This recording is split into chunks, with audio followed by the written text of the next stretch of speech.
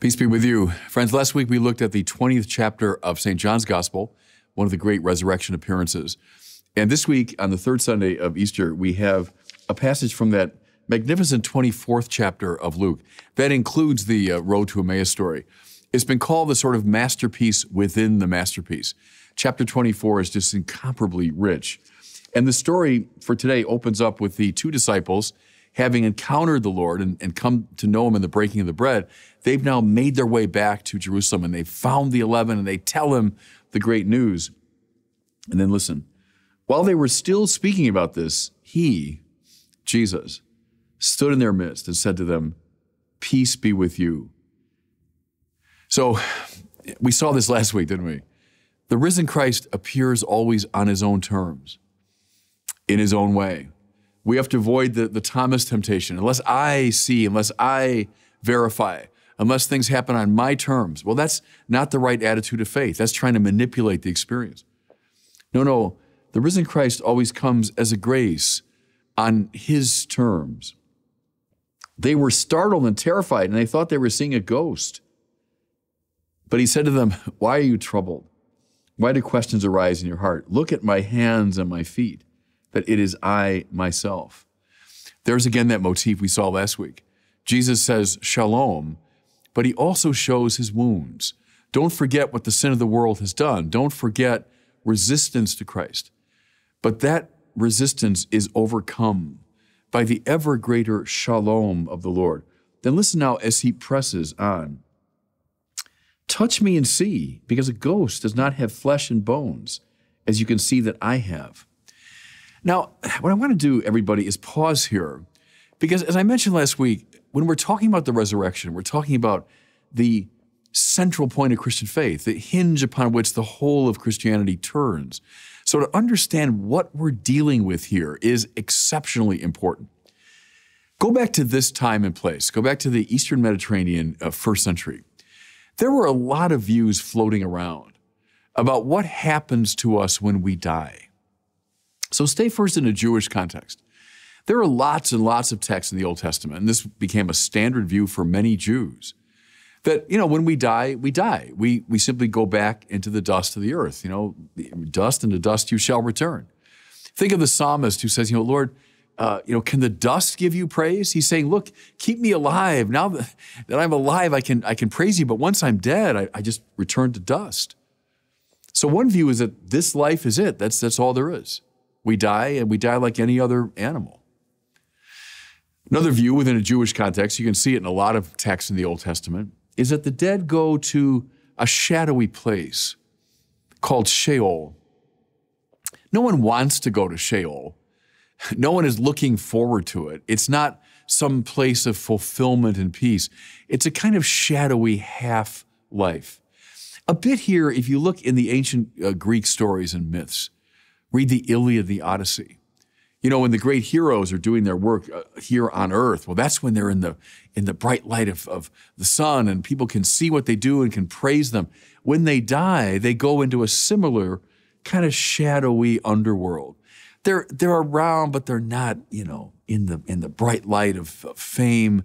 They're not living life in the full sense. So that idea was also floating around in Jesus' time. A third view, and you can see it, for example, in the Pharisees.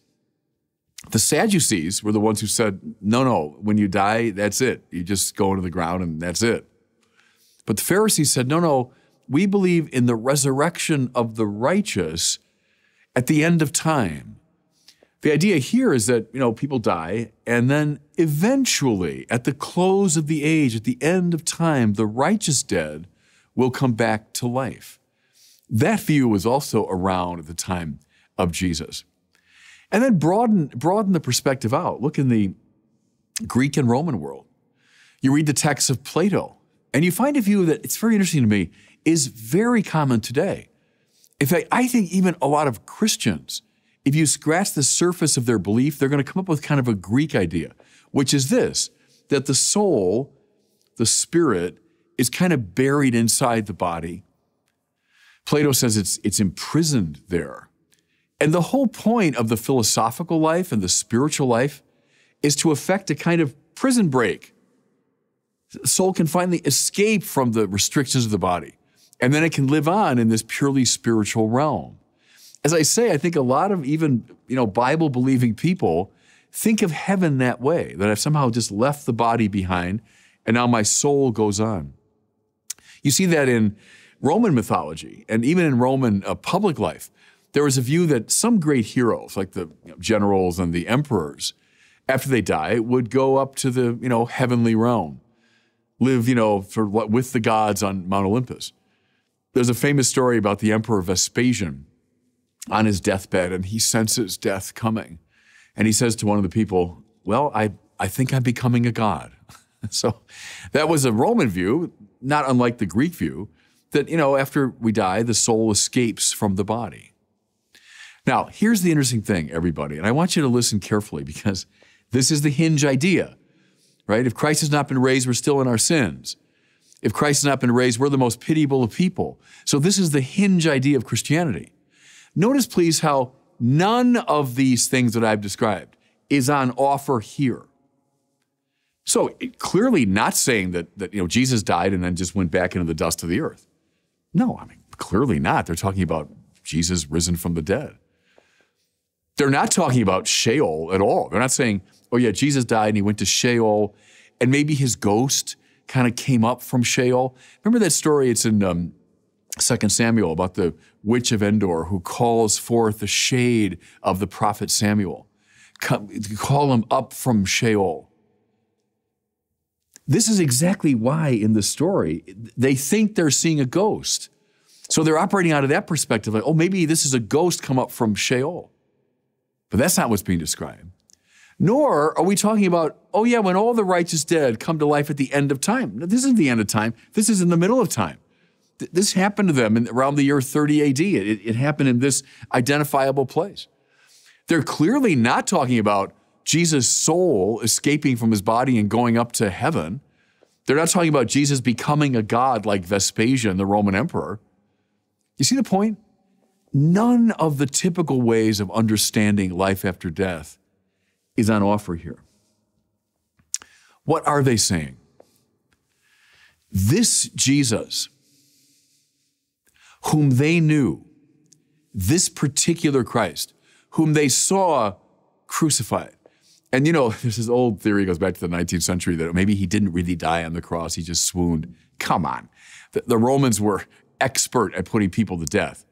And this is not someone who's staggering into their presence, barely alive. No. This Jesus whom they saw crucified appears to them alive. A ghost from Sheol? No, he says it. Does a ghost have flesh and bones as you see I have? Touch me and see. A ghost doesn't have flesh and bones. As he said this, he showed them his hands and his feet.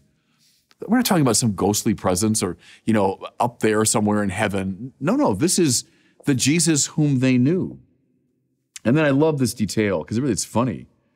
While they were still incredulous for joy, beautiful phrase, isn't it? They were just so overjoyed that they could barely believe it. He says, anything here to eat? So, just to emphasize the fact. And then they give him, we hear, a piece of baked fish, and he ate it in front of them. Remember that line from the Acts of the Apostles when St. Peter says, we who ate and drank with him after his resurrection from the dead. That line always strikes me because it's so visceral, it's so real. We who sat down and ate and drank with him. This is someone now appearing alive again in his body. Now, mind you, just like anybody else, well, no, clearly, because as they were talking among themselves, suddenly Jesus appears in their midst. On the road to Emmaus, there he is with them, and then he disappears. Is there something strange and elusive about his appearance? Yeah. How fascinating, too, that very often in these accounts, they don't know for sure that it's Jesus. Remember that? And you think, unless that had really happened to them, they would have eliminated that from their account. They wouldn't have talked about that. I think that's a very vivid memory that he was so transfigured, even as he appears really to them in his body, he's still so transfigured that it took them a while to understand. Think of the story of the Transfiguration. It's Jesus, yes, the Jesus whom they knew, but now metamorphosed, now elevated, now becoming dazzlingly white. He's on the event horizon, if I can put it that way. He's on the event horizon between this world and the world to come. And everybody, this gives us, I think, a keen sense of what our hope is. Christian hope is not, hey, I live this world and that's all I got. No. We long for this fulfillment in heaven. Christian hope is not, I go down to shadowy Sheol. No. That I come to fullness of transfigured life, yes, in my body, but now elevated and rendered luminous and perfect. Not escaping from the body and going up to some spiritual realm. No. We look, don't we say, for the resurrection of the dead. We await the resurrection of the body, right? That's our creedal language. Not the escape of the soul from the body. No, the elevation, transfiguration of the body. Think about this, everyone. Go back to the beginning of the Bible. And we have God creating the whole material order in all of its beauty and variegated complexity.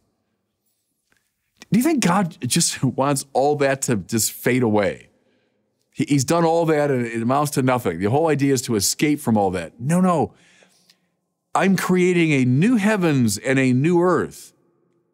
God wants to renew all of creation, wants to renew the material order.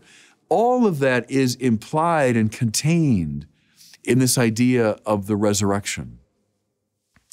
St. Paul talks about the spiritual body.